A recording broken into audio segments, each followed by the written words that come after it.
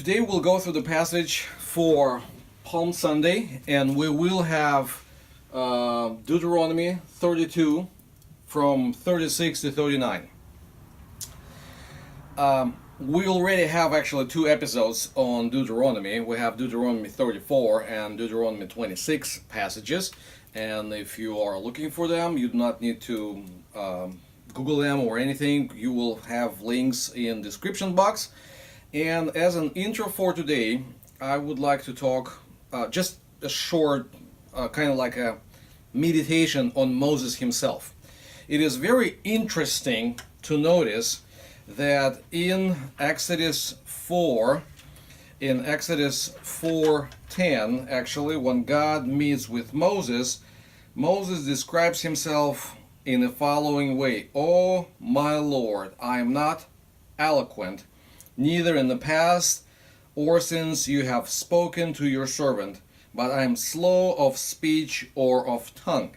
I mean, literally what he says is not really slow of speech or tongue. He says, I am not a man of words. Okay? Exodus. Before everything, in a sense, starts. Okay? This is Exodus 4:10. About 40 years later, maybe 41, that guy who is not a man of words comes up with a sermon which is about 33 chapters long. That's Deuteronomy. And it's called, in Hebrew it's called Dvarim, which means words. And if you go into 1:1,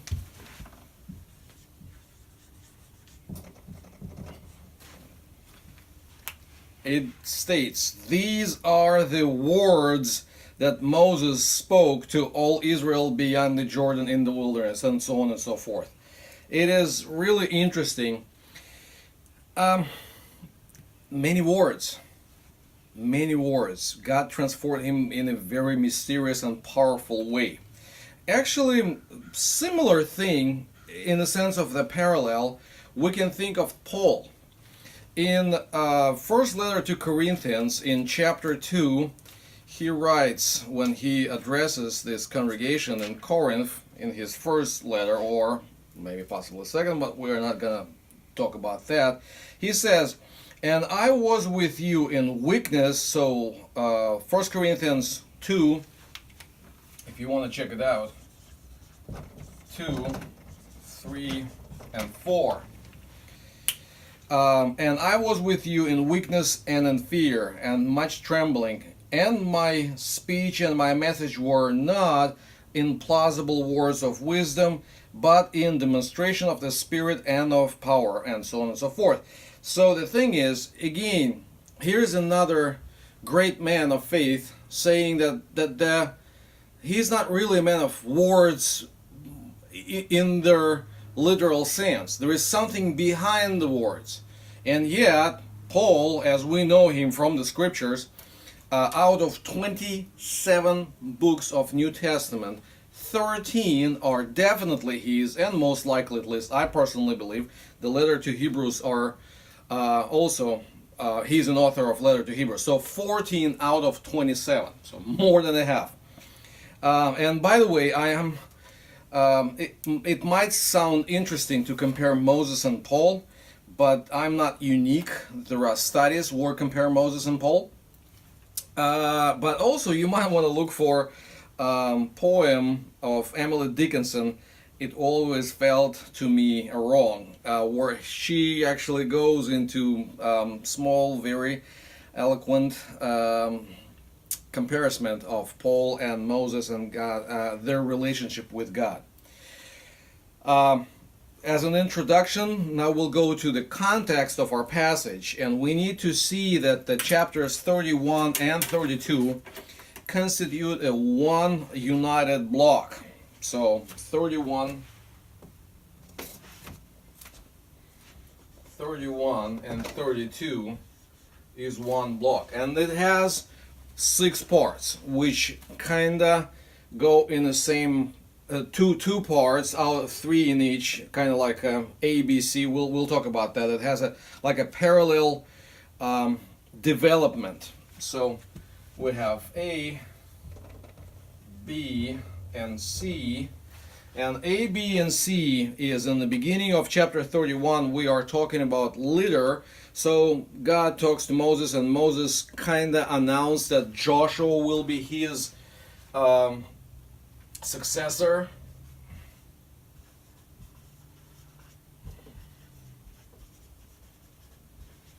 Okay, then we talk about the law, and God says that you need to write the law, or write the passage that will be reread every 7 years, and that's 31 1 through 8, and then this one is 31 9 through 13, and then Moses is commanded to write a song.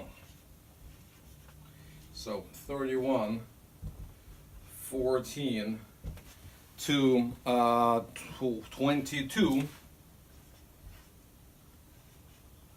is a song. And then there is a parallel division, I would say double A, double B, and double C is, again, we have a leader, and we have a law, and we have a song. But in this particular case, we have,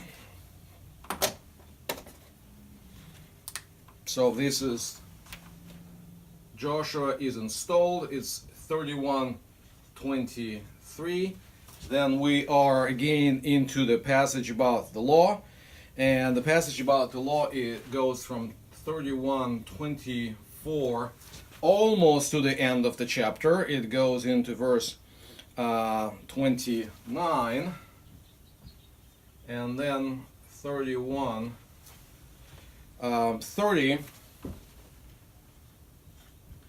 to the almost to the end of chapter 32. We have this song, and this that chapter 32 basically is the song. Okay, and out of that chapter we have those 4 verses that we will talk about. But what is very interesting is let us spend a little bit of time in the very first verse of this song. Give ear, O heavens, and I will speak, and let the earth hear the words of my mouth. So interesting that Moses uses heaven and earth as witness.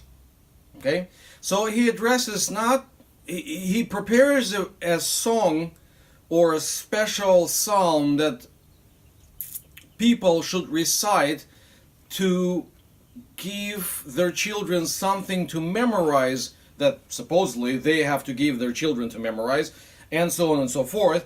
But who are the addressees in the very first verse? Heavens and the earth. And that brings us actually to creation theme, which is very important. And however we structure book of Deuteronomy, this creational theme started quite early, a little bit before this chapter 32. In 30 verse 19,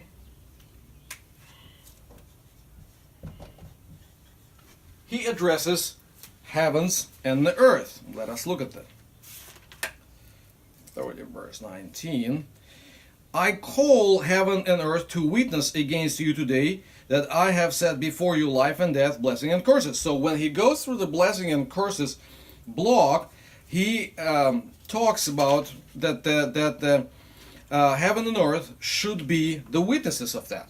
Okay? And then where our block starts in 31:1, so Moses continued to speak these words to all Israel, and he said to them, after I'm sorry, I kind of get lost. And then in 32:1, I'm sorry, yeah. So that's so with 30:19, we have a kind of like a beginning that we are talking about as heavens and earth, not the creation of heavens and earth, but heavens and earth are as witnesses. And what is unique about that is maybe we do not need to jump back into Genesis 1:1. Yeah, remember, in the beginning God created the heavens and the earth. Maybe not this passage, but the very end of creation story.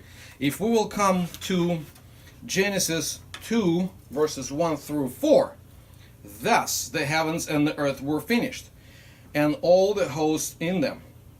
And on the seventh day God finished his work that he had done, and he rested on seventh day from his work and he had done. And God blessed seventh day, and he made it holy, because because on it God rested all his works that he had done in creation.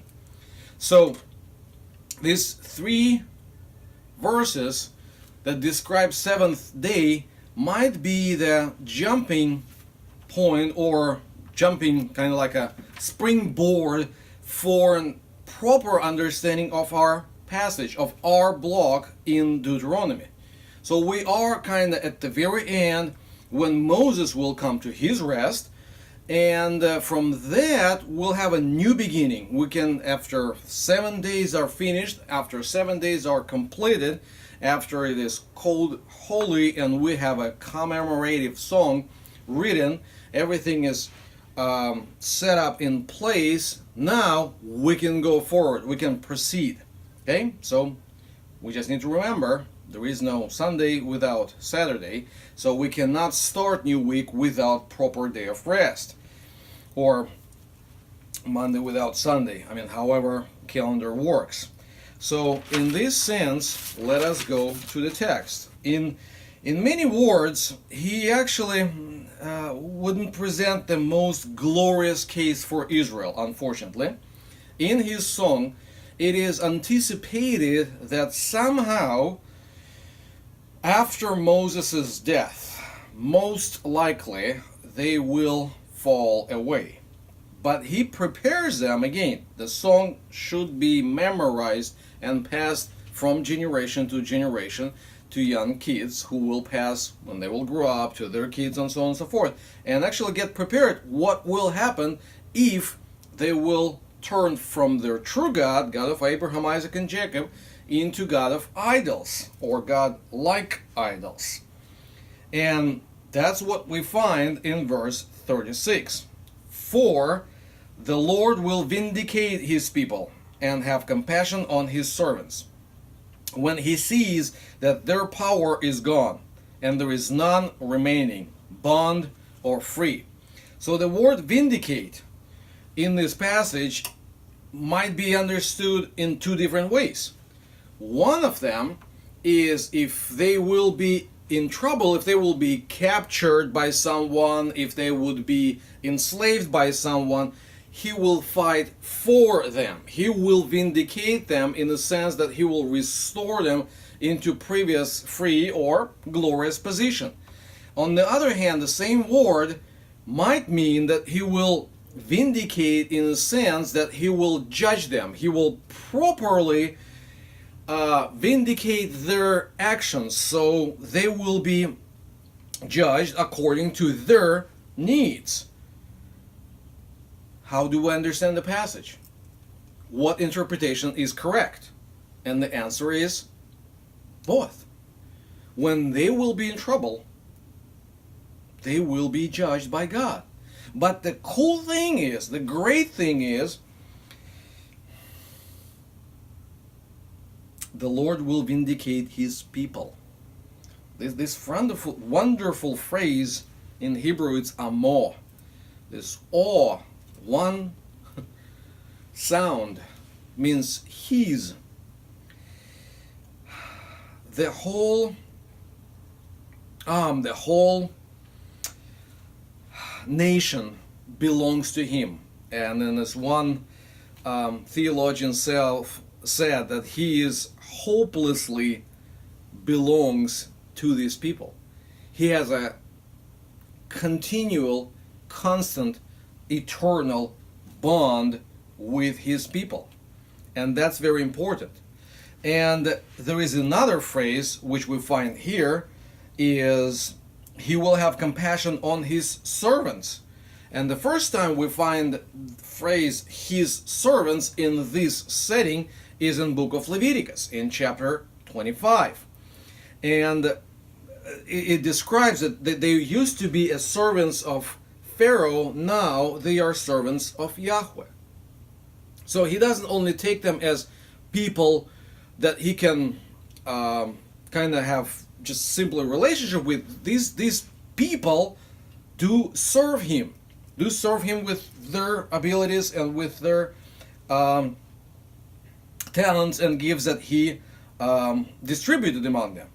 So, and that help, that compassionate treatment will come especially to them when will see that they have no power. They are not in the position of power. They cannot defend themselves.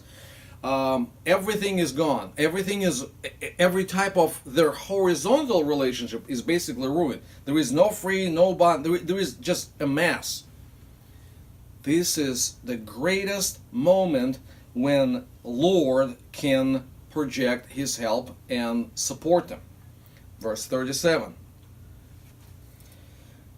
He has a very interesting sense of humor, because the verse 37 starts with, and 37 and 38 go together, and it starts with a very, I would say, sarcastic question.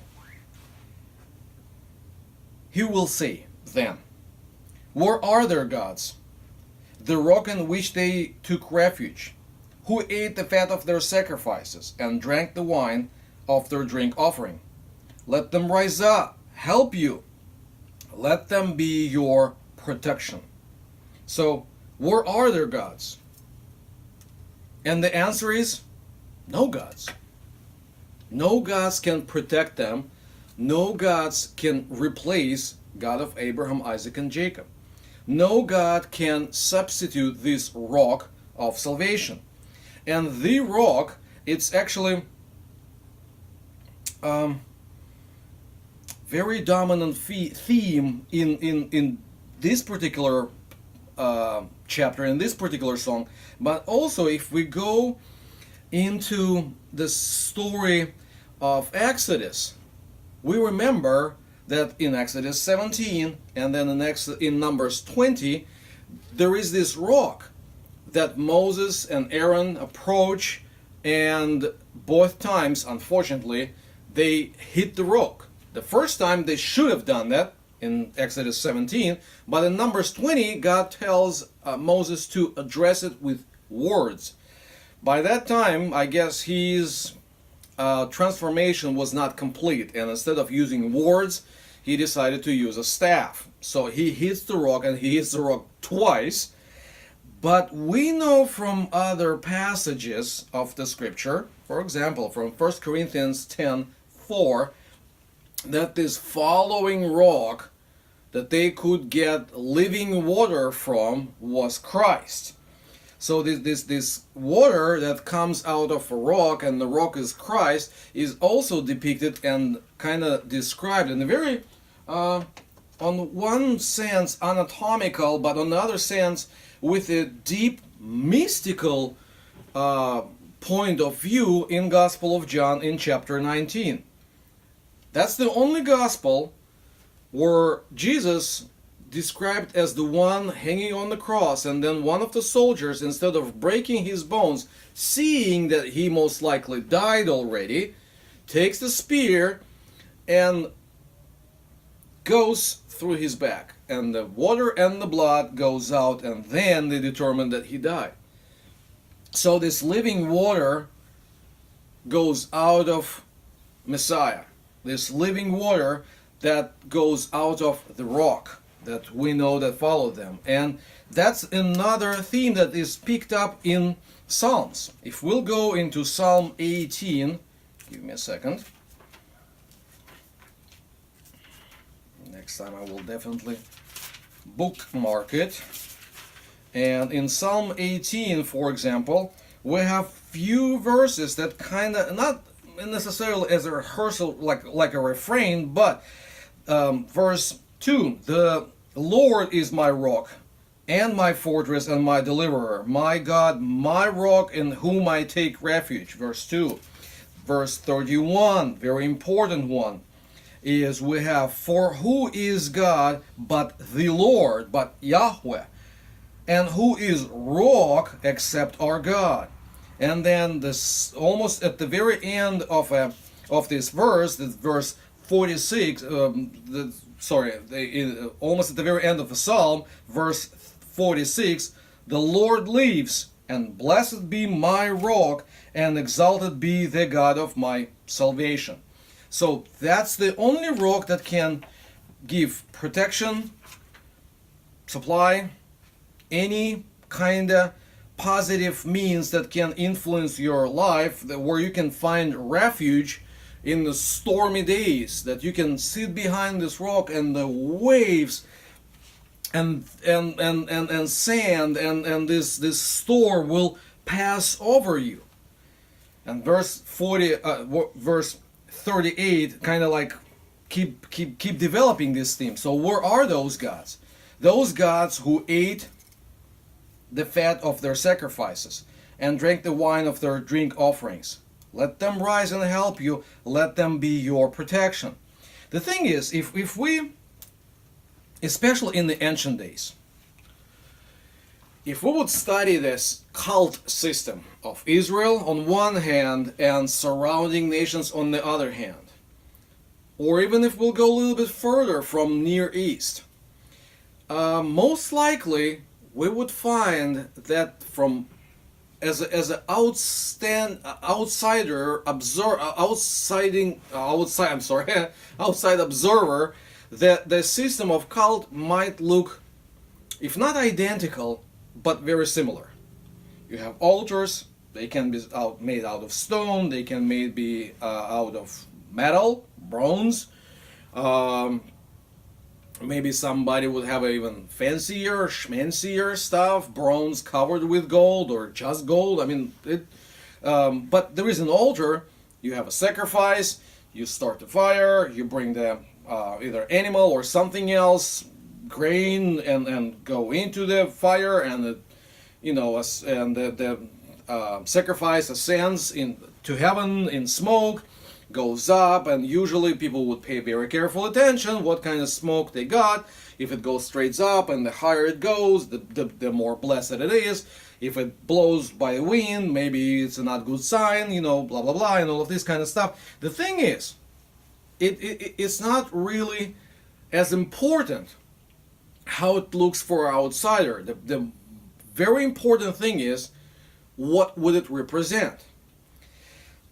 And in other cults, other than scripture, the idea is, it's kind of like we can describe it into the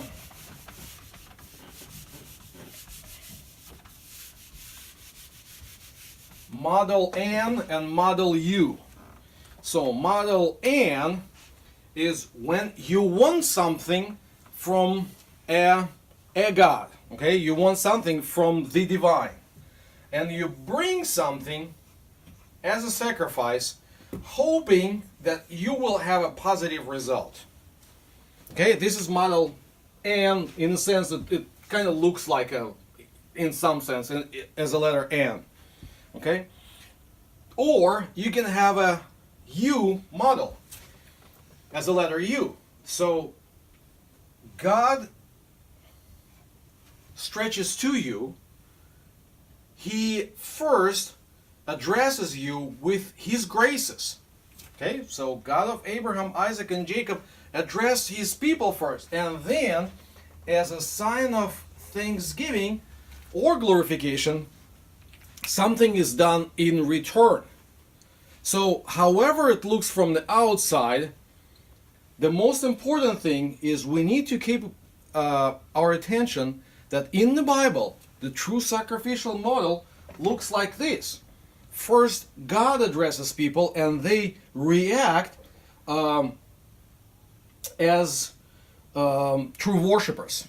So unlike those gods who would eat and drink not necessarily in true sense, eat and drink their meat and blood of their sacrifices. Probably it was done by the through the priest of the idolatry gods.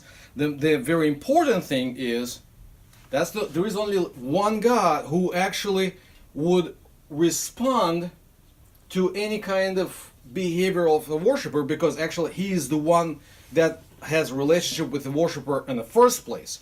And that difference is very, very well picked up in the Psalm 115. Let us go there. It is very important psalm to keep in mind when we talk about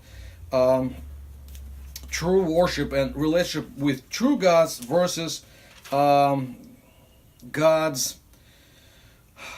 idolatries. Okay, start with verse 2. 115 verse 2. Why should the nations say, where is their God? Our God is in the heavens, and he does all that he pleases. Their idols are silver and gold, the work of human hands.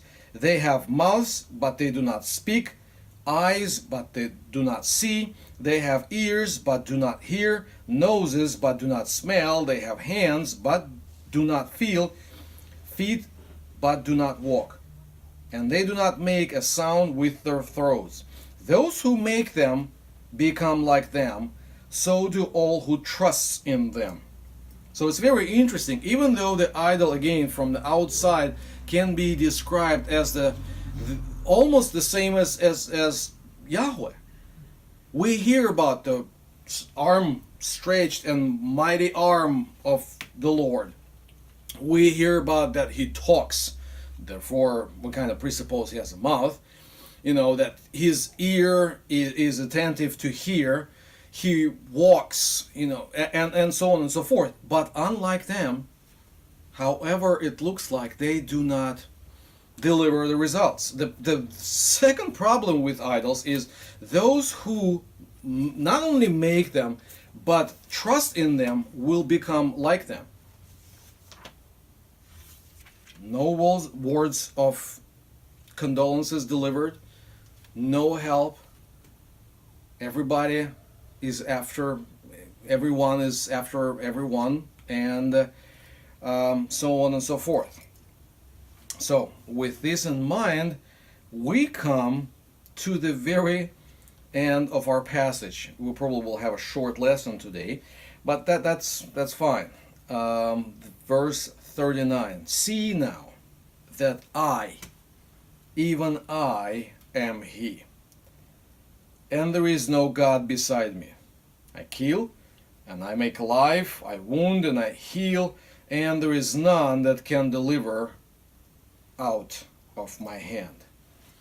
And that's very interesting. The first statement is so fascinating. Now, you need to know that unlike those other deities that can be present in your life, actually I am the one. I, and he adds, even I am He. In Hebrew, that's what he said. Ani hu. I am He. That mysterious He that sometimes we see in the Bible. For example, if we'll go to book of Esther, where, according to scholars, God's name is never used, not even God's name, not even the term God is used, but there is something very mysterious happens in the middle of the book. On that night, English Standard Version, 6:1. On that night the king could not sleep, and he gave orders to bring the book of memorable deeds, chronicles, and they were read before the king. And it was found that how Mordecai had saved king's life, and so on and so forth. So basically, attention of the king in book of Esther, if you know the story. If you don't, just reread it. You can pause it now and go back and reread the story. It's 10 short chapters, will take you probably 15 minutes. In the middle, this 6:1 is kind of like a very important pivotal point. What you do not see in this translation is literally in Hebrew it says, in that night he took sleep from the king. Who is that he? And we, from Deuteronomy, we understand that this he is God. He is the one who is in control. And he made sure that God wouldn't sleep, king wouldn't sleep, and he would ask for the book, and then attention of king would turn onto Mordecai as a positive figure. That's very interesting. And then let us go back into Deuteronomy 32, and in 32 he describes himself in a very vigorous way. Okay, so I am the one who make the ultimate decisions. I'm not only just an abstract deity that can do powerful, cool stuff, God of thunder, but I'm not in charge of water. Okay, so that's why you need to have Zeus, and then you have to have Poseidon. I mean, these kind of like battling forces that fight with each other. Unlike that, in the Bible we have God who is in charge of everything, and the God who is in charge of everything, as I said, can do ultimate decisions. Decisions of life, death, and life after death. So he's not only the one who can take life, but he is the one who can bring back. That's the order. I'm the one who kills, but I am the one who makes alive. So even if they go through some trouble, even if they go through slavery, even if his people will go through exile or anything they go through, which will look like a killing period of time, actually he, in those verses, he kind of promises them to bring them back to life. And even if they would be wounded, he would be able to heal them. And this healing theme is actually very important. And during the Palm Sunday readings, there are some passages that kind of overlap thematically with healing in his as his abilities. For example, if we'll go to Isaiah 6:10, in Isaiah 6:10 we talked about that a few weeks ago, so you might want to look for this note in your description boxes too. We'll have another link posted. In Isaiah 6:10 it says that he made their hearts of these people dull, and their ears heavy, and they blind their eyes, lest they see with their eyes and hear with their ears and understand with their hearts and turn away and be healed. So that's the guy who promises that he will heal his people if they will turn toward him. And the ultimate healing will happen through the suffering servant. In same Isaiah, in chapter 53, very famous, very familiar to most of us, he says in verse 5, "But he was pierced for our transgressions and was crushed for our iniquities. Upon him was the chastisement that brought us peace, and with his wounds we are healed." And then a little bit more positive note, we have a statement from the last prophet of Tanakh, or what we usually call Old Testament, the prophet Malachi, in his very last chapter, in chapter 4, we have, "For behold, the day is coming, burning like an oven, when all the arrogant and all evildoers will be stubble. The day that is coming shall set them ablaze, says the Lord of hosts," or Lord of armies, "so that it will leave them neither root nor branch. But for you who fear my name, the Son, S-U-N, the Son of Righteousness shall rise with healing in his wings." Sometimes it is translated in his rays, but in the Bible it means wings. So this God who is a vindicator, who is on one hand jealous for his people, but he is jealous because he wants to help. He wants to address their needs. This God will stretch his hand, and the deliverance will come from his hand. Let us keep hoping and pressing our faith toward this God. Stay blessed.